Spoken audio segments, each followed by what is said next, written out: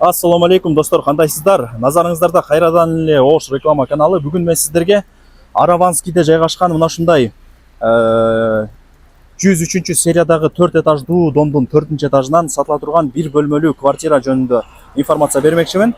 Караңыздар достор. Квартирабыз ортоңку подъездде 4-этажда жайгашкан. Серия 103. Мен турган жер Араванский. Ал жерде садик бар экен. Так дареги домдуку. Курман Жандатка 274. Мына жак болсо библиотека. Курман Жандатка көчөсү. Бул жак болсо Ленина көчөсү тараптан келесиздер.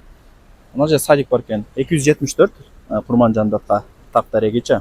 Ортоңку подъезд 4-этаж. Достор, келүү жолун түшүндүргөнчө квартирага келип калдым. Сиздер ортоңку подъездге кирип 4-этажга чыгып, эшикти ачып кирип келе бересиздер. Бисмилла деп туруп. Санузел, кухня. Бул жак негизги комната.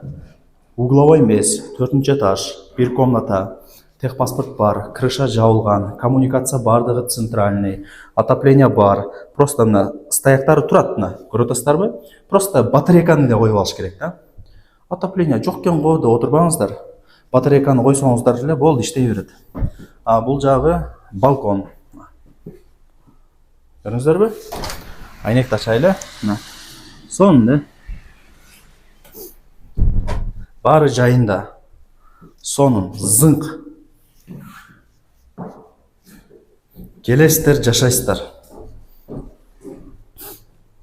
Көрдүңүздөр, чоң балкону менен мындай комнатасын көргөздүм. Бул жак негизги кирүүчү эшик, жыгач деле темир деле эшиктери бар экен.